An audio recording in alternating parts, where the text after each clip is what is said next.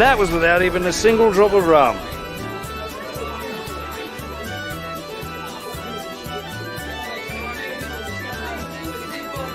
This, my friend, is a pint.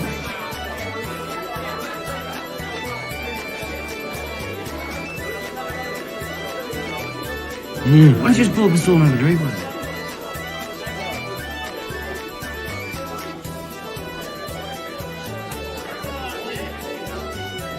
It comes in pints? I can get you one. You've had a whole half already! Good night and party on! Party on, Wayne! Party on, Garth.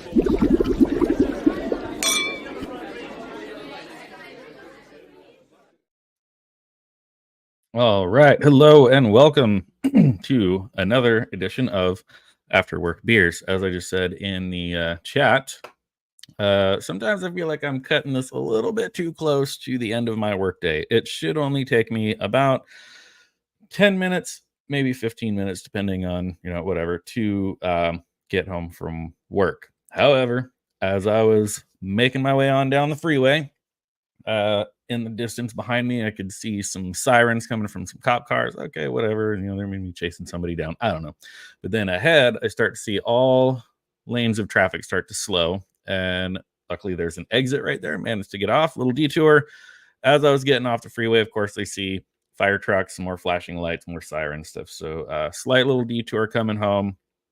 Barely made it home in enough time to have a quick shower beer and get on here and get ready. So I'm even less prepared than normal, but I guess that's actually pretty normal for this channel. Anyways, here we are. Thanks for being here. So far, we've got Lady Marine in the chat. Hello to you and welcome. As always, so good to see you. Thanks for being here. But let's see. We've got a handful of random topics to go through. I know kind of the big main one that was like my major headline. I want to kind of maybe save that for just a little bit later. Green screen looks a little funky, but whatever. I'm not going to start messing with the ring lights now. It is what it is. Let's see. What do we have here to kick off? Let's leave that one alone. That one's and hey, Devin made it. But are you still sitting in your work truck in the driveway like you usually are? Oh, almost home. Okay, well, pay attention to the road and get home safe. Totally not driving at the moment. Let's see here. I'm gonna go ahead and crack open my beer here, which is I'm not exactly a huge sports fan, but the San Diego Padres baseball team, for those of you who are not into the sports ball, much like I also am not really, whatever, but the San Diego Padres are currently in the playoffs in the postseason. And this is a beer from local brewery AleSmith, 394 Pale Ale, that they partnered with the late and great Tony Gwynn, aka Mr. Padre, during his lifetime to make this beer before he unfortunately passed away, I believe, from cancer. Don't dip or chew tobacco, kids. But anyways, it's a nice, light, refreshing pale ale, and go Padres.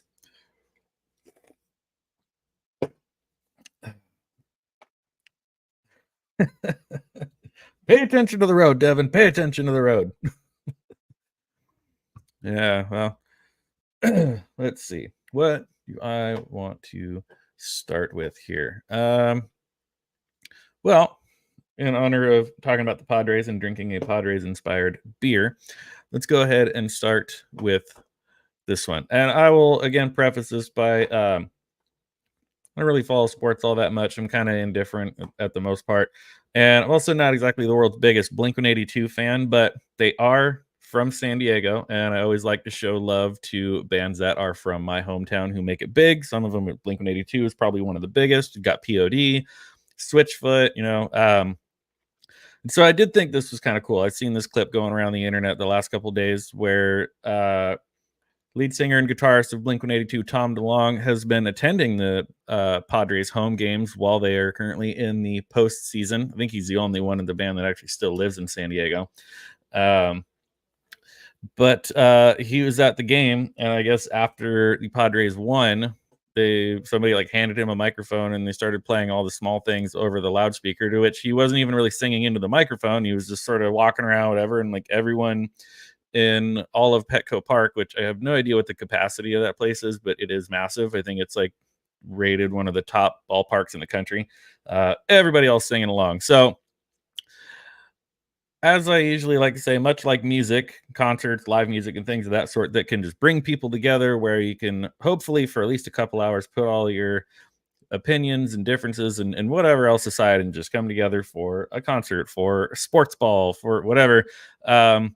The fact that San Diego has a team that is in the postseason right now, which is incredibly rare because San Diego is known for not always having the best sports ball teams. This was sort of a heartwarming moment to be like, well, look, like for once, finally, like people are actually being united. So I thought it was kind of okay. That's not the clip I'm looking for. That's just somebody creeping on him sitting in his seat. Is it this one? Now all of a sudden it's saying video is currently unavailable. Okay, so I'm going to try something else here. Let's go to the old trusty Instagrams. Because I know I found it there on the San Diego Humor Instagram page. Messages. Oh, man, I've got more messages already. I'll catch up on those later.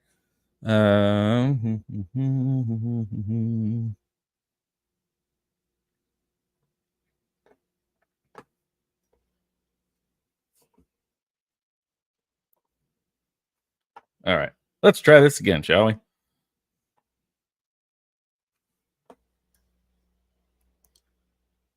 All right.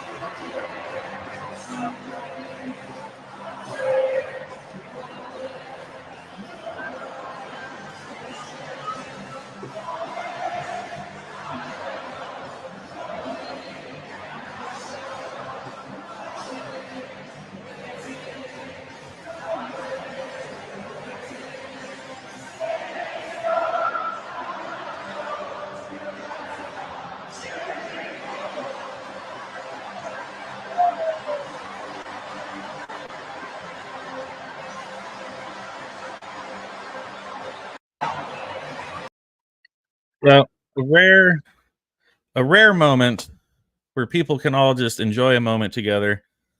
Nobody's complaining, nobody's fighting, no one's arguing. Just, hey, the Padres won. Hey, we've got one of the members of Blink 182 here in the crowd. Let's play a Blink 182 song and have the entire ballpark sing along. It really does warm the heart sometimes, even if it's something you don't particularly care about, because I feel like moments like that are so rare now. So I thought that was kind of. I guess they have another game tonight. So I'm going to avoid going downtown or being anywhere near any sort of bar that shows the game when it gets close to game time. I believe it's 6:08. So I'm here. Hey, it might be 3 sizes too small, but the heart is there. It's buried deep down there somewhere. It's in there, maybe. Let's save that one. We've got. Oof. Okay, there we go. Computer's acting weird. I'm still waiting for something to go wrong. Something always goes wrong. Usually either my earbuds or my Wi-Fi, something. But speaking of things going wrong, this is another fun one that I came across. I think I also posted this clip in my Instagram stories the other day. David Gilmour, most famously known as singer and guitarist for Pink Floyd, a little bit of a technical difficulty at a recent show. And actually, like as I play the clip, you'll see that it's coming up to a very pivotal moment in the song. He has to pump the blood through alcohol system. Yeah, it's you're not wrong, Evan. That's how I make it through the work week. So any of you who are familiar with Pink Floyd's music at all probably has heard the song Comfortably Numb. I want to say, I think at one point it was like one of the most streamed songs in the country, in the world, whatever. David Gilmour, even with his solo shows, tends to end his concerts with it, and then does an incredibly extended guitar solo and just jams for a while with the band. I'm going to see him here in about 2 weeks or so, and I am super stoked to see him. See a member of Pink Floyd, the one that's not the bitter old man, Roger Waters. And yeah, I'm super stoked to check this one off the bucket list because he is one who does not particularly like to tour very much. And we were talking about Pink Floyd on Monday. We come to find out that David Gilmour is 78 years old. And while Willie Nelson is now 91 years old, Willie Nelson says that he would rather die on stage than retire. That guy tours nonstop. He's just go, go, go. David Gilmour is like the opposite of that. He does very short tours once in a while, but he doesn't like doing tours if he hasn't put out a new solo album. No offense, David, but if I'm coming to your show, I want to hear the Pink Floyd songs. Hello, Miss Martin Muses. Welcome and happy Wednesday to you. Cheers. Thanks for being here. So yeah, David Gilmour, it's kind of one of those things where if you go to see Paul McCartney, you go to see David Gilmour, I would argue even so much like if you go to see ZZ Top, the Rolling Stones, whatever, like nobody wants to hear new music from you anymore. No offense, but it's like you've been around long enough that like people want to hear the nostalgic songs. People want to hear the songs they grew up with. People want to hear the stuff that they know. And anyways, that's what I'm hoping for with the David Gilmour show. I know he's going to probably play some songs from his new album. He's going to play some stuff from his other solo albums, but it's like play the hits, man. Play Comfortably Numb, play Wish You Were Here, play some Pink Floyd stuff. That's what we came for. That's what I'm paying hundreds of dollars for. So there was a video going around where he's playing Comfortably Numb, and he is just mere moments from the big epic guitar solo to end out the song, probably end out the show, and his guitar strap just breaks in half, and he's just sort of standing there like looking at the guys off to the side of the stage, like pointing, like, oh, and they bring him a brand new guitar, throws it on just in time, hits the solo, and yeah. So even for the greats, technical difficulties happen. The difference is you have someone to run in and save the day. Yes, it is very true. Devin, at least he's going to play music and not talk the whole time. That is, as we were talking about these guys, the Pink Floyd guys on Monday at the Late to the Party News Monday stream, every Monday at 5 o'clock Pacific Standard Time. David Gilmour just goes out and plays for, hour and a half, 2 hours, whatever. Roger Waters likes to lecture people on current events, world events, politics, everything under the sun, except play music.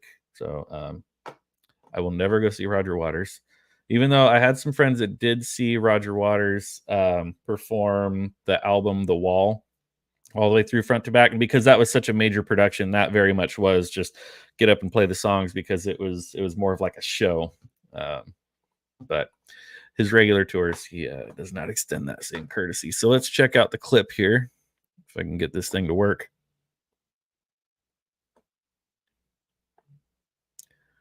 It's not going to let me go full screen for some reason. Whatever, I think we can see it.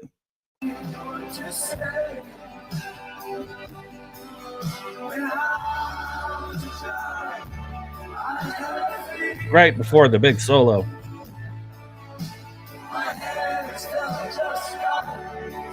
He's like, help.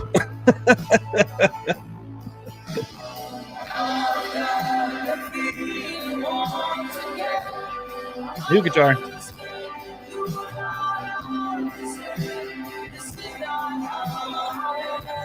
Plug it in, plug it in, plug it in.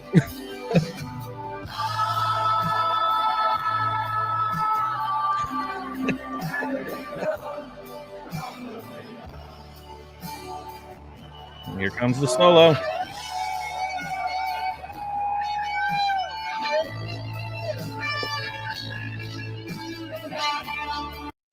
Oh man, that could have been much, much worse.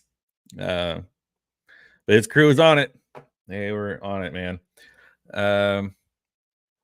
Let's see. I feel like I got a couple other just like little quick throwaway topics because we're still fairly early on in the show here before we really get into it. Let's talk about I think I had this one on the thumbnail, so this fits the format. And this is going to make me feel kind of old, and then anyone else who was around when this happened as well. Korn is celebrating the 30th anniversary of their debut album. That's that one stings a little bit. I guess they're doing a very short run of tour dates, which they have down here at the bottom of the screen that we'll get to eventually. But Korn's 30th anniversary concert happened, or at least one of them happened this past Saturday night. Devin's going to go try and have a nap, catch the rest of the show on the recording. All right, buddy. Well, thanks for stopping by. Go enjoy your nap. And yeah, I'll send you a bunch of memes and reels and stuff to look at when you wake up, so you have a whole backlog of stuff to catch up on. But thanks for popping in, buddy. Always good to see you. So Korn celebrates 30th anniversary with Saturday night, which was a huge celebration of the new metal giants. Over the weekend, new metal titans Korn got to celebrate a major milestone with tens of thousands of fans in Los Angeles at their highly anticipated 30th anniversary show at BMO Stadium. Los Angeles. I don't know what the hell BMO Stadium is. I know there's SoFi Stadium out there, but I think that's where the football teams play. So yeah, I knew somebody was going to feel this. And hello to you, Pam. Thanks for tuning in here. Hope you're staying safe out there in Florida with all of your questionable weather. But yeah, hopefully where you are, it's just some wind and rain.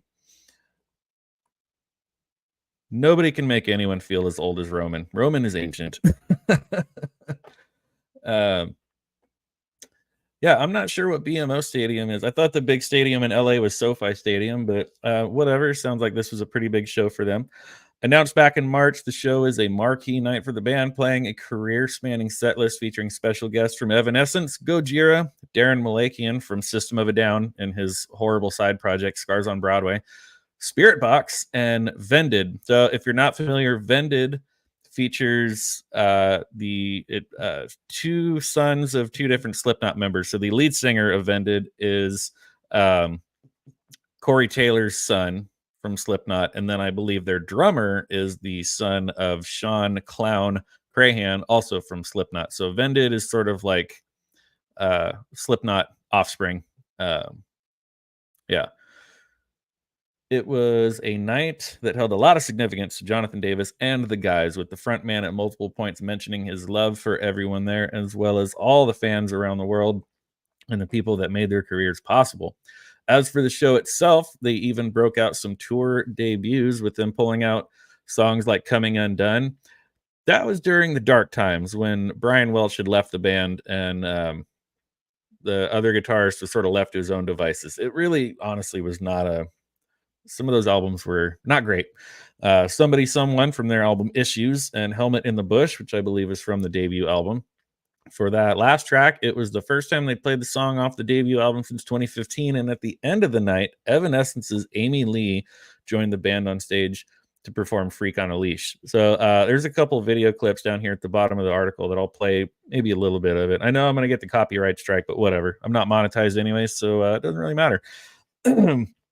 Let's see here. So we've got, and then backstage, I saw this on Instagram a couple days ago. Backstage, a real cool instance of younger acts paying tribute to an influential band like Korn happened when Tetrarch, I hope I'm pronouncing that correctly because I've never heard of that band before, but Tetrarch lead guitarist Diamond Rowe presented Brian Head Welch with her signature guitar that was just released not too long ago. During their interaction, Rowe thanked Welch for being an inspiration to her all these years, which he outlined in the Instagram post below.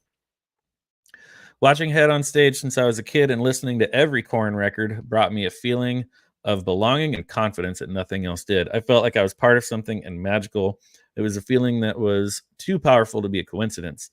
This weekend, I got to say thank you, not only with words, but by giving that gift that I hoped I would be able to give ever since I was that young kid. My own signature guitar, 3 days after it came out. It was just meant to be. Never stop dreaming. Life can take you on a wild ride, and moments like these always remind me why quitting has never been an option. My dreams are not just dreams anymore. I don't think it shows the picture, but yeah, I saw that on Instagram the other day. I thought that was pretty rad. I think that, somebody who grew up listening to this band, much like I did, to then finally get to a place where you're having your own signature guitar made and you can gift it to one of these artists who inspired you so much to go out and do exactly what you're doing. So there's some live footage down here, a few more shows to go on the tour. Oregon, Washington, Idaho. I could go visit my parents and then try to catch the show in Idaho, but that is in about 3 days. So I would have to make that trip really quick. Salt Lake City, Denver, Kansas City, Houston, San Antonio, Tulsa, Omaha, and St. Paul, Minnesota. So a little bit of a shorter run for them, but celebrating their 30th anniversary. Let's see, that is the full set. I'm not about to click through all of that. See if we can just find some clips, some bullet points here. View post on Instagram. Where's the set list? All right, let's just start clicking on stuff and see what comes up.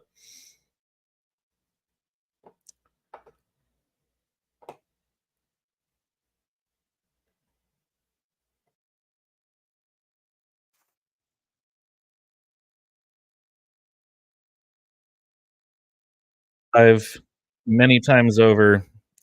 seen Korn many times over. It's been quite a few years since I've seen them, but I have seen them a lot. And one, if you're familiar with their catalog and this song Blind, which is the opener of their debut album, and also if you're familiar with going to their shows, you know that the entire crowd loses their damn minds when they play this song because there's such a slow build up to it. Always a good time.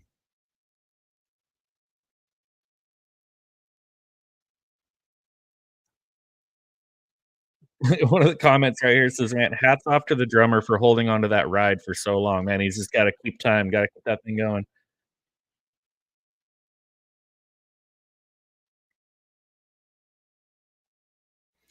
So we know where that's going. Let's see. And I just realized when I clicked on that link, it did not pop up on the screen here. Let me see if I can fix this. So when I actually click on something, it opens up.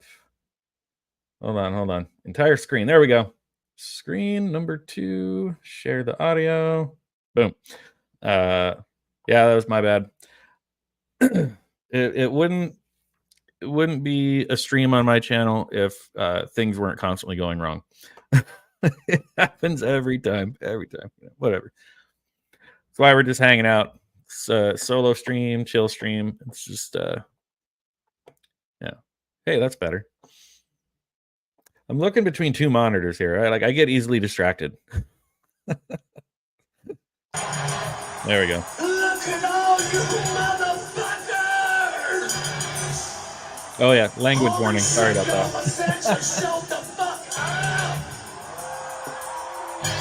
Woo! Check it out, y'all. Tonight is a very special night for us. Because tonight, y'all, we celebrate 30 motherfucking years of God! What a motherfucking right it is dead! All right, so let's click on back over, see if we can find, shoot, I just closed one of my other tabs on accident. Let's see what we got here. What's this next one?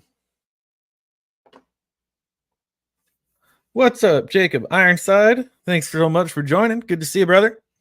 So there's the picture they were just talking about of the guitarist from this other band getting to gift this signature Jackson guitar to Brian Head Welsh, and there's the Instagram post that I just read. So there's that. But where? I thought there was more footage.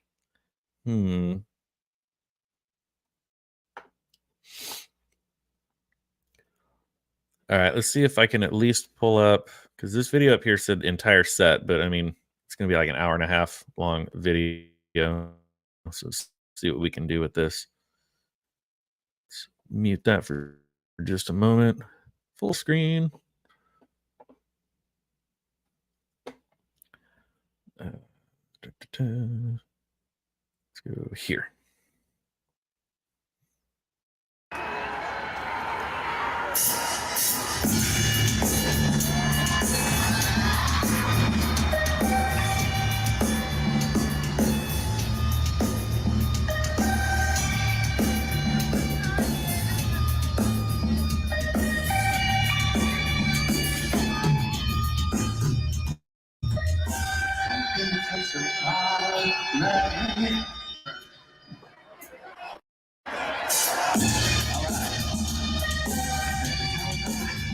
Okay, so I'm guessing Amy Lee probably comes out at the chorus because she's not on stage yet. I guess this was the end of the show. Let's see what the next one is in the list here. Okay, yeah, so this is how they ended the show. Oh, there she is.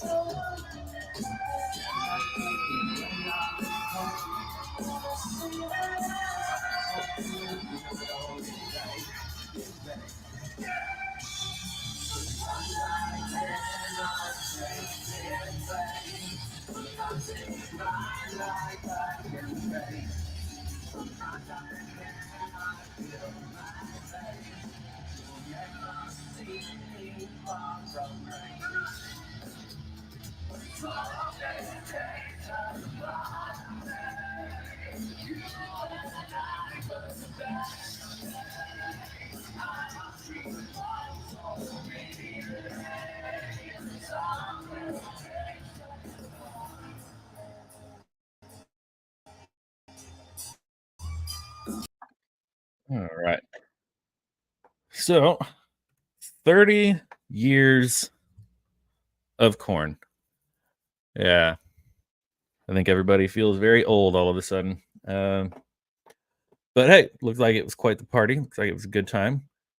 And segueing from Korn into maybe one of the main topics here, let's talk about Limp Bizkit. Absolutely no shame in admitting this. I just saw Limp Bizkit live about a month and a half, almost 2 months ago, and it was definitely a party. And there he is. There he is. Lady Marine was just talking about how seeing that Korn released their first album 30 years ago is making us all feel as old as Roman, to which I said, well, nobody can feel as old as Roman because he is ancient. I won't play the clip. But it's that's kind of something that's hard to match up to. Let's see, I lost my place. Oh man, there we go. I was there, Gandalf. I was there 3,000 years ago. I don't like the biscuits are too doughy. Yeah, but I will fully admit, absolutely no shame. I saw them live recently, and I got to tell you, man, it was a friggin' party. I feel like Limp Bizkit was one of those bands that was both somehow insanely popular and like selling millions of records in the late 90s and early 2000s, but also really universally hated by a lot of people. And Fred Durst and his ego and just all the drama and internal stuff with the band. But I feel like now it's like they're older, they've sort of circled back around, and they've gotten to the point where they can kind of laugh at themselves a little bit and sort of like, okay, yeah, Limp Bizkit sucks, and make fun of themselves. And again, at the end of the day, whether you like their music or whether you don't, it's like once a band like this can finally just leave their ego at the door and be like, hey, if you want to listen to us, cool. If you don't, like, that's cool too, whatever. Like, no more of these feuds, no more of this drama, no more whatever. But yeah, it was really fun. And what I thought was absolutely hilarious, like this was like the final punchline on seeing Limp Bizkit live in 2024, was they opened and closed the show with the same song. Yeah, they opened with Break Stuff, and then at the end of the show, Fred Durst made some joke about, two is better than one or whatever. And then they played Break Stuff a second time to end the show, which I thought was absolutely hilarious. Like at that point, it's like you're literally just being like, okay, we know we're kind of a joke. Everyone's just here to have fun. And it was an absolute blast. But I guess now they are either about to or have already hit the road along with Metallica and the newly reunited Pantera tribute. We don't want to call it a reunion because obviously Dimebag and Vinnie Paul are no longer with us, but they're basically calling the Pantera thing a tribute. They've got Zakk Wylde on guitar, and I forget his name, from Anthrax on drums, who I also did see them a little over a year ago in August of last year, and the show was absolutely phenomenal. I thought it was great. I understand why some people are upset about them trying to get the band back together. They think it's just a Phil Anselmo cash grab, but it was a blast. I had a great time seeing Pantera. I had a great time seeing Limp Bizkit. Seeing Metallica with Pantera and Limp Bizkit would be awesome, but tickets were absolutely astronomical. And I think the closest they're coming here is Los Angeles, which I try to avoid going to Los Angeles. Pretty much like my life depends on it. And it might actually kind of a little bit. So let's talk about the evils of the music industry. Even as much as people may hate Limp Bizkit, it sounds like they have not been receiving royalties for any albums sold, at least under Universal. So we've got Limp Bizkit hits Universal Music with $200 million lawsuit, claims band never received any royalties. That is a hefty statement to make. Record labels are evil.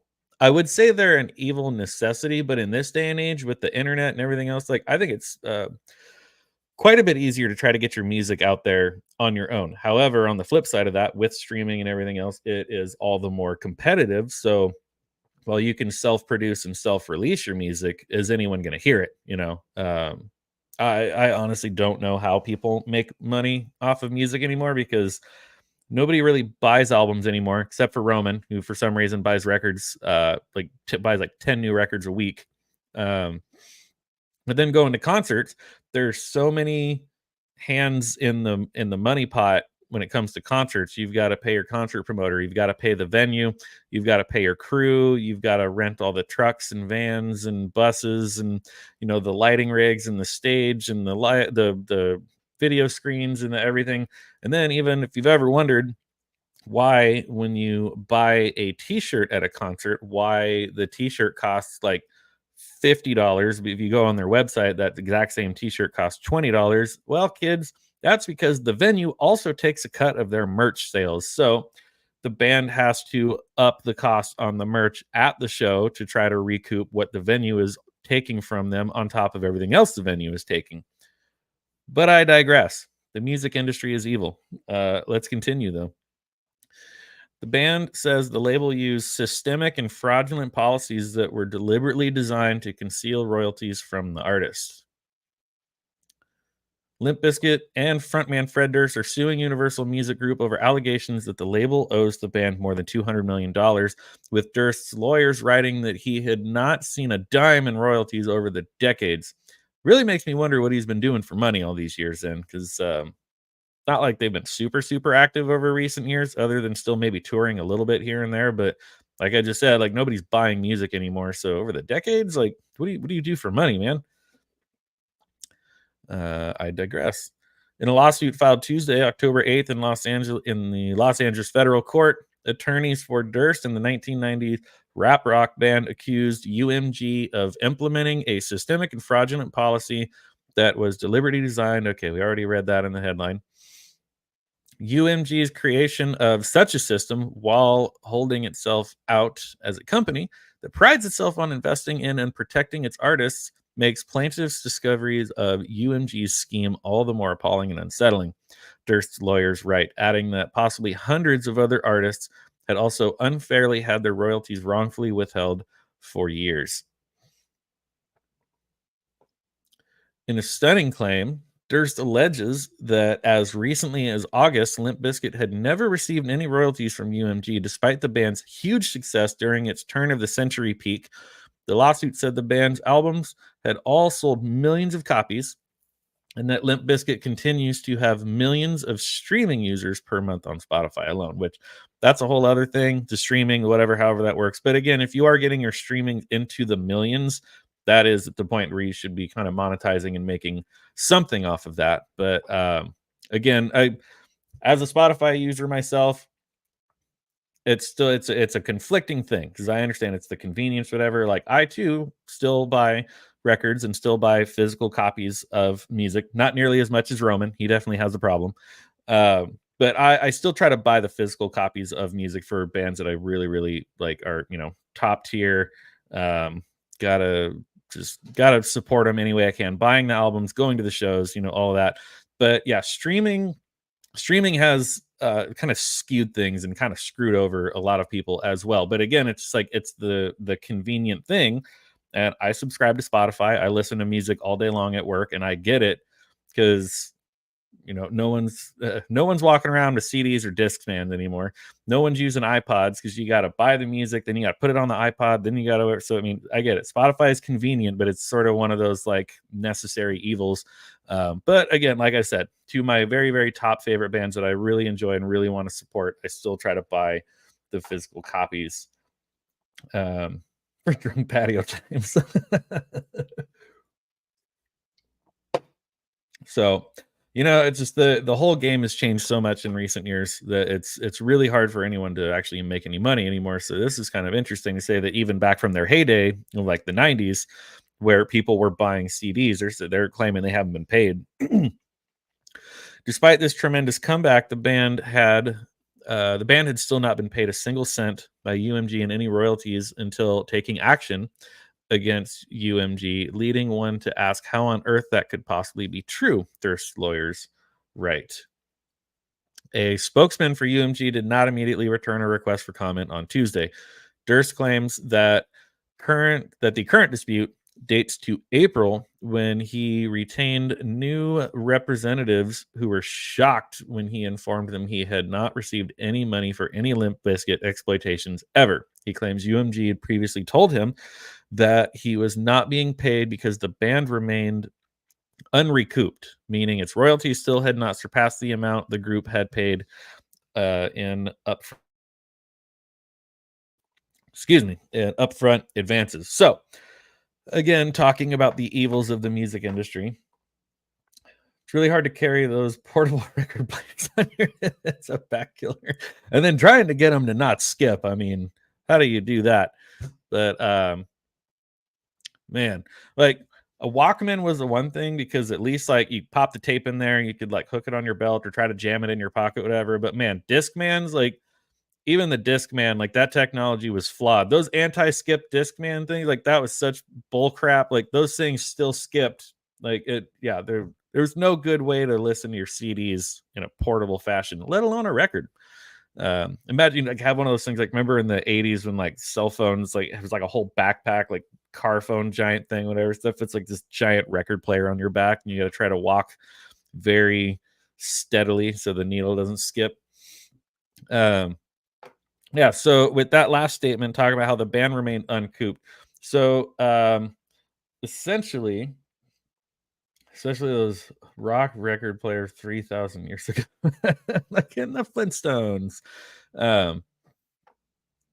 So a record label essentially acts as basically like a bank. They front the money, they loan the money, and be like, okay, here, you're gonna go record an album. We're gonna give you this much money to go in the studio, record the album. We're gonna give you this much money for artwork, pressing, distribution, advertising, whatever. They upfront the money for you to go and tour in support of the album. They rent the buses, the semis, the stage, the video screens, the lighting, the sound equipment, the crew, the everything. So this part of the statement could be true, that they're saying, okay, we fronted all of this money for you guys to release your albums, for you guys to tour, for you everything. And the label is coming back and saying that they never recouped their costs. They essentially never had the loan paid back from all the money that they fronted. And that's why now, even, 20, almost 30 years later, they're saying they haven't received any money. I still find that a little bit hard to believe, because they were a huge name in the late 90s and early 2000s. I know, okay, there were years where like they sort of fizzled out and went away and came back, went away, came back. Now they're playing shows. They're not selling out shows anymore or anything. But back then, man, in 97, 98, 99, they were the hit thing, man. I, again, not too proud to admit, when I was probably 13, 14 years old, I saw Limp Bizkit with Kid Rock at like their heyday. Like Kid Rock had just put out the Devil Without a Cause album, the Ba with the Ba and the, Cowboy and all that stuff. And then Limp Bizkit had just put out their second major label album, Significant Other. Both of those acts were riding high, man. That was a sold out show. Also a freaking blast, super fun. But yeah, I don't know. The label is saying they have not recouped their costs. So let's continue on here and see what is going on here? Durst explained that he had been informed by UMG that he had not received any royalty statements because UMG told him over the years that it was not required to provide them since his account was still so far from recoupment. So far, apparently. This is the Empire is buying an ice pick. Should I be concerned? Yes, you should. Absolutely. Yeah. Does she ever like break up like sleeping pills and like you put them in your water or your beer or your whiskey or something like that so that when you're when you go to bed you're like super out, and then you wake up, you might have like a little cut on your arm and you're just like, where did this come from? And your wife is just like, oh, I don't know, you must have fallen out of bed or cut yourself shaving again or something. I don't know, but I don't know. If she's looking at buying an ice pick, then that's all I have to say for you, Roman. How's my hair?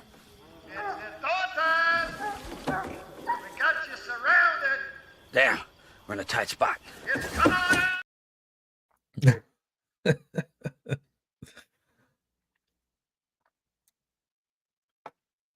She has that crazy look in her eyes, unless she always has that crazy look in her eyes. Well, see, that's the trick, Jacob, is that she's mastered the fact of you can't tell.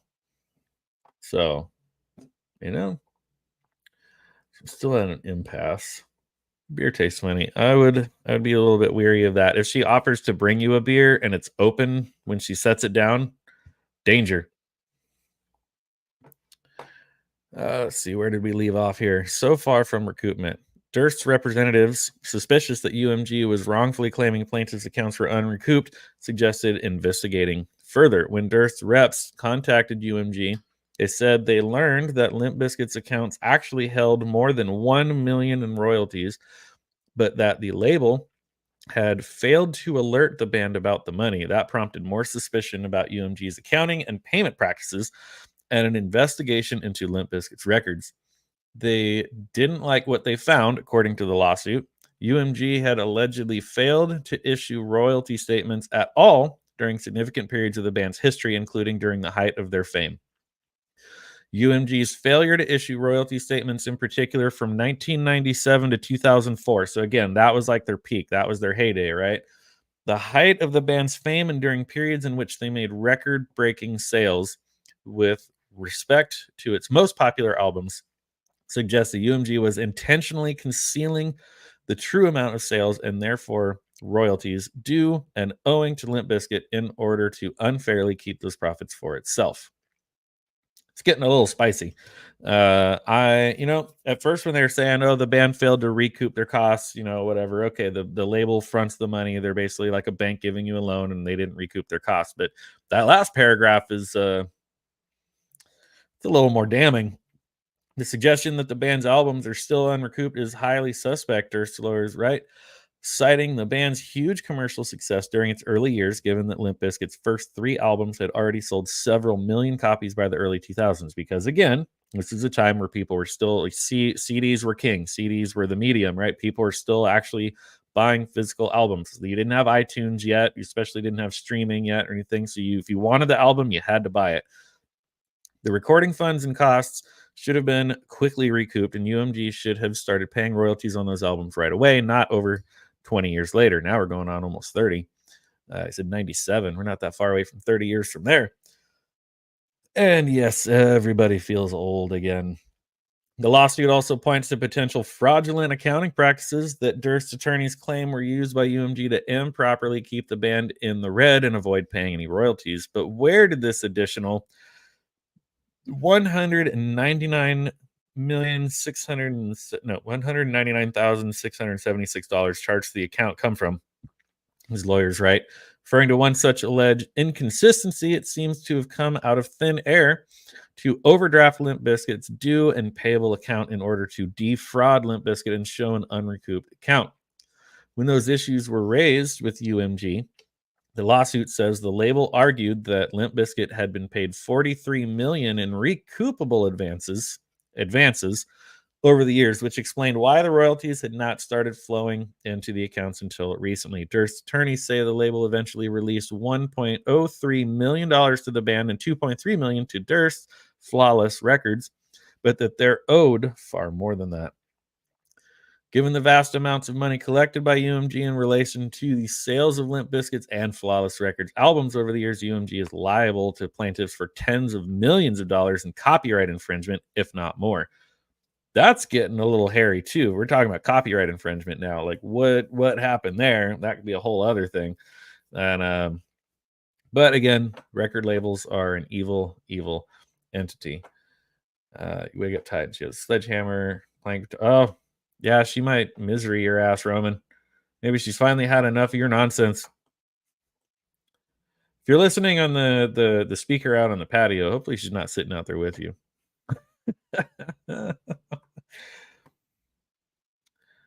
Indeed, plaintiffs allege that the amounts owed to them by UMG following the rescission of these agreements will easily surpass $200 million. In technical terms, the lawsuit seeks not only allegedly unpaid royalties, but also a ruling voiding the band's contract with the label, the return of the band's copyrights to the recordings, and copyright infringement damages over the rights. So there you have it. A lot of back and forth, a lot of he said, she said. So I honestly don't really know what to make of this. Maybe the label did not recoup their costs. Maybe they really are, money laundering or doing some shady practices to avoid paying them out. Limp Bizkit has released albums in more recent years, but as I was just saying, let's be real. No one's buying them. If anything, they're listening to them on Spotify or Apple Music or whatever different streaming services. But like I said, from 97 to 04, that was prime time to be buying CDs and actually having the physical copy of your music, of your favorite bands. So I don't know. What do you guys think of all of this as I take a sip of my beverage? It's an interesting thing. But again, at the end of the day, everybody wants to get paid, but I feel like more often than not, the industry, the labels, the execs, they're going to pull some shady stuff to make sure that they get paid, and screw the artist, screw the band. We don't care about you. Yeah. So not good. Not a good place to be. But all these years later, for them to just now be filing this lawsuit is kind of interesting. If they're claiming that the money owed is from the late 90s and early 2000s. Anyways, got a couple more quick little throwaway topics before we take off. But to those of you who are here and still hanging out, make sure to hit that like button on the way out, except for Lady Marine, who's going to make sure to downvote and unsubscribe on her way out. But for the rest of you, again, thanks for being here. Make sure to hit that like button. If you are not subscribed, please consider hitting that subscribe button. But let's see what is going on over here. My laptop hates me sometimes. It really does. It really does. The non-creatives get paid first. Yeah, the executives, the producers, the suits and the big wigs. It's and again, that's where I said it's like I think we're in a unique spot in history right now where it is easier to self-produce music, but it is harder to get noticed. Because I mean, you think back in the days of in the 60s with the Beatles, and then in the 70s with Led Zeppelin and Pink Floyd and stuff. That I mean, yeah, there was still a sense of you still had to try to get a song on the radio, you still had to get a record deal and stuff, but I feel like there was a lot less competition, and it was maybe a little bit easier to get noticed and to get a deal, to get your music out there. Now, I mean, anybody can record a song and throw it on YouTube, and hey, any idiot with a webcam can get on here and rant about his opinions. Hey, and anyone can record a song and put it on Spotify. Anyone, so I mean, you can do it on your own, but then you don't have the distribution, you don't have the advertising, you don't have the backing. So it's like, how do you get noticed? Well, I guess apparently you probably have to like have a TikTok and go viral or something, but I'm too old to even begin to figure out that algorithm or how to do that. So let's see. I don't have to stop at the hour mark, but I hope that sometimes people will catch the replay. If it's not too terribly long, you can put it on in the background at work and listen and, whatever. But we're going to shift gears here a little bit on this next and probably final topic. Talent is still a factor. Luck, network, and others. I'm going to agree and disagree with your statement there, Roman. I think it is more luck and network now and a lot less talent. There's a lot of no talent garbage making its way out into the world right now. But if you know how to go viral, if you have a little bit of luck and you know how to network, I'm not saying anything. I'm just saying, it's just, All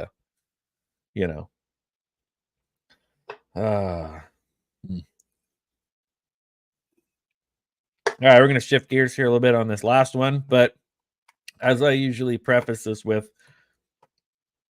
I will always nerd out over anything that has to do with a Christopher Nolan movie. And there's not much known yet, but we have a little bit of information about the next Christopher Nolan project. No, nobody wants to see that. Nobody needs to see that. Although, I mean, sitting at a desk, it's like, but no, we're not going to go there. Some slight details have come out. The movie really did ruin his name. Oh, can't do it. Oh, man, Damon. Okay. But yes, it's very early on. There are very few details, but slight details of the next Christopher Nolan project.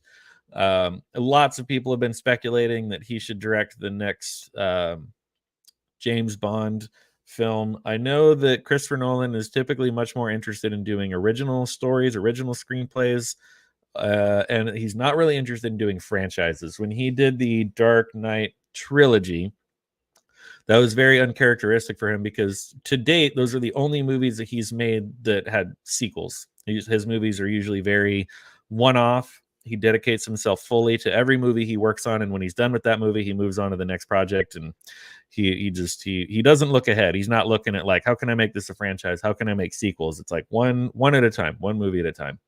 So Christopher Nolan sets next movie at Universal in IMAX for summer of 2026 with Matt Damon eyed to star. Warner Brothers really screwed the pooch on this one. If you guys aren't already familiar, all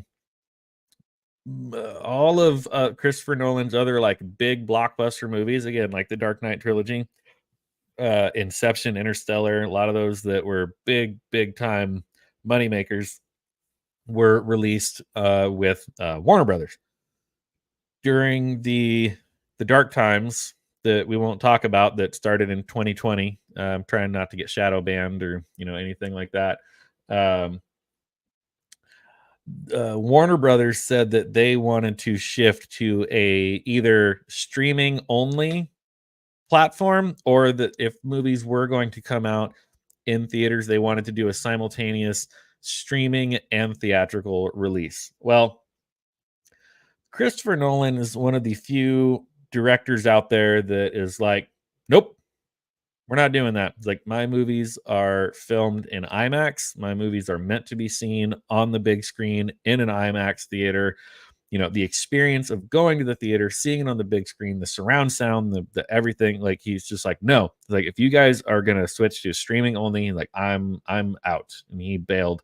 And Oppenheimer was his first movie with Universal, and it blew away. I mean, it broke box office records. I think Warner Brothers is over there kind of, wiping up their tears a little bit for making such a stupid call and having arguably one of the most talented directors of this current day and age to be like, nah, I'm jumping ship. I'm going to Universal. And so he's already signed up for his next movie to also be with Universal.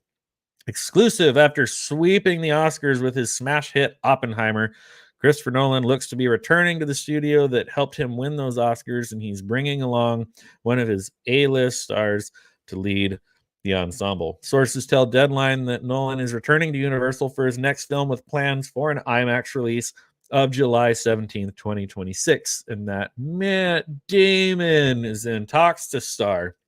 The date falls in line with a number of Nolan films that have had similar release dates in the past. Universal had no comment. As with any Nolan project, plot details are being kept as secret as anything in this town, though sources say the film is expected to shoot as early as 2025. While some believe Nolan might have taken this package to market, Universal always seemed like the logical landing spot given the success of Oppenheimer, which grossed $328.9 million at the domestic box office and $975.6 million worldwide, and brought in a number of accolades as well. The film won 7 Oscars, including Best Picture, Best Director, and acting prizes for Cillian Murphy and Robert Downey Jr.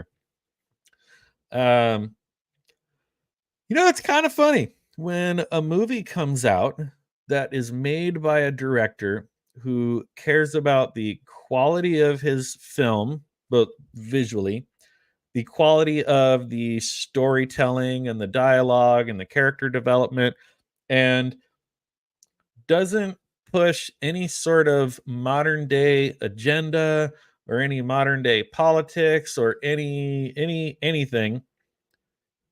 He just made a good movie, good storytelling, good actors. It's crazy. It's absolutely crazy that the movie did really, really well.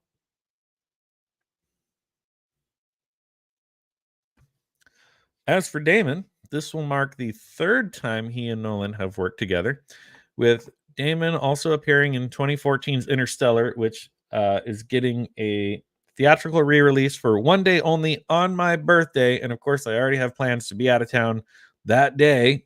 I'm not going to get to see it, but I did see it twice in theaters when it initially released in 2014. Why they're doing the re-release in December, I don't know, because the movie was released in November, but it's neither here nor there.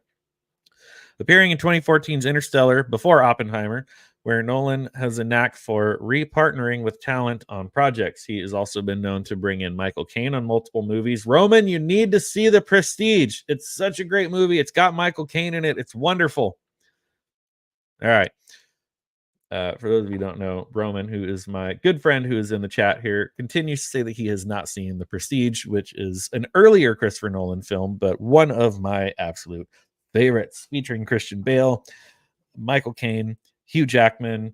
Oh man, my brain just totally went blank. This happens all the time. Andy Serkis, there it is. And a couple other surprises that if you don't already know who some of the surprises are and you haven't seen it, and go watch it for yourself. But yeah, for some reason, Roman refuses to watch good movies. And I don't know why. That's why I'm yelling at him right now if he's still in the chat, but I think his phone died. He has a knack for repartnering with talents on projects. Damon now joins the likes of Christian Bale and Murphy as actors he has worked with on at least 3 occasions, if not many more. With the project now a full go, expect it to attract plenty of A-list talent to help Damon guide another all-star ensemble.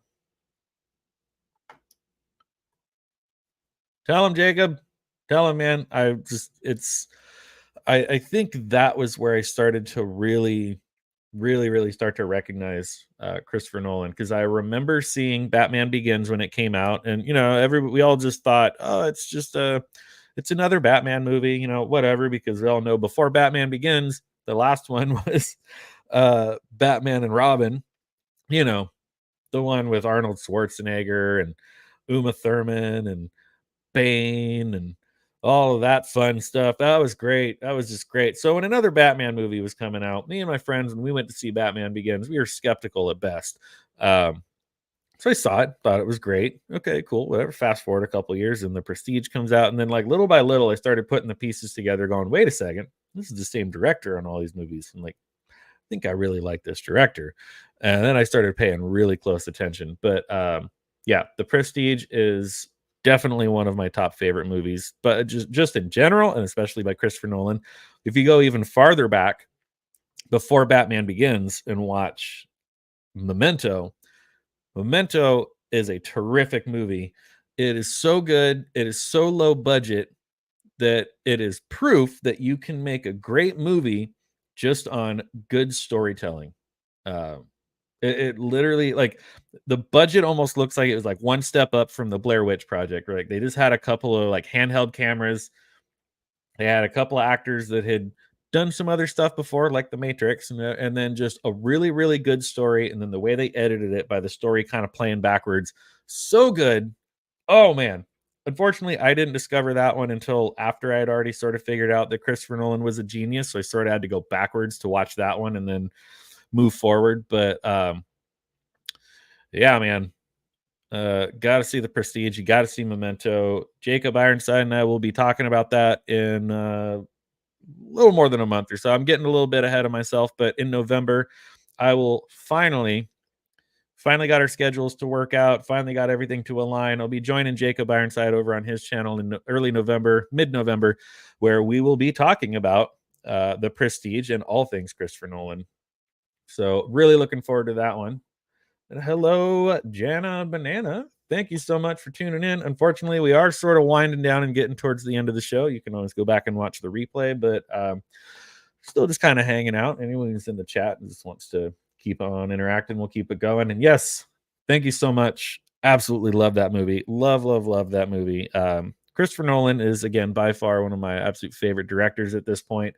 And I love pretty much everything he's put out. But again, Memento is just that simple, it's just a great story. He didn't need a big budget for it. I don't even really know if it had like a major theatrical release or anything. I think he more or less released it at some film festivals and stuff and was kind of putting it out there to try and get the budget to make Batman Begins. And fun story with Memento also is years ago, I tracked down on eBay or somewhere or something a special edition DVD where you have to navigate the menu a certain way. You kind of have to Google how to go through it. But if you unlock it just right, it actually plays the movie in like the chronological order, which I get it. That's not the way it was intended. That's not, but after you've seen the movie a handful of times, it is such a different way to watch it. Because like the black and white scenes go in order chronologically, but then the color scenes, it's always playing backwards. Because any of you who have not seen the movie, the main character has no long-term memory. You can only remember things in like short bursts. So like after each scene, it's like whatever happens, he forgets it within a matter of moments. So then it goes backwards and it's showing you what happened before that. So it puts you in the shoes of the character, that it's like you go to the scene before and you're just like, wait, what just happened? I don't know what happened, because he can't remember. We as the audience, we don't know what happened at all, but it's because he can't remember. So it's like they put you in his shoes, and it's really fascinating the way they managed to edit it and do it. Yeah, Jacob, definitely got to see Memento. It is, I think it was like his first kind of like major studio. It was either that or Insomnia. Those are two were pretty close together. But such a great story, so like wonderfully edited and everything. But again, just so simple, so low budget. Yeah, I had to go backwards to watch the backwards movie. And I think, yeah, you got ahead of me on that one. Memento DVD special features where it films, shows in chronological order.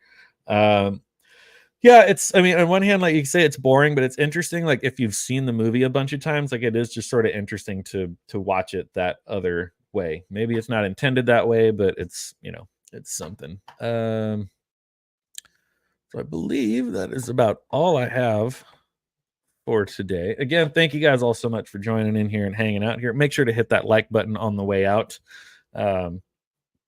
You know, or downvote and unsubscribe, whichever way. You know, but either way, thank you guys for hanging out. I am going to start kind of winding things down. We've got quite a few people watching over on Twitter, a few people here on YouTube. Hello to all of you on X or on Twitter, whatever you want to call it. If any of you and all of you would be so kind as to hop over onto YouTube, hit that subscribe button, hit that bell for notifications, like the stream, you know, all that good stuff. It really does help the channel. Otherwise, I still just enjoy sitting here, drinking beers, hanging out with anyone who wants to pop in. But I do believe I'm going to call it a day, an afternoon, an evening, wherever any of you are watching from. So real quick, though, as always, thank you, Lady Marine, for joining in. Selman Outdoors, who I know had to take off to go get himself a nap. We had Miss Martin Muses in the chat. Pink Pam 86 joining us from Florida, hopefully staying out of harm's way with the storms and the craziness going on out there. Jacob Ironside, as always, a pleasure to have you in the chat. Roman of the Empire, my bizarro dad from another universe. Weird long inside joke that just keeps recurring because people apparently keep thinking Roman is my dad. And Jana Banana. Thank you all so much for hanging out and for being here. I'll see you all on Monday at 5 o'clock Pacific Standard Time for another edition of Late to the Party News. But until then, hope you guys enjoy the rest of your evening and the rest of your week and have a great weekend. See you on Monday. Cheers.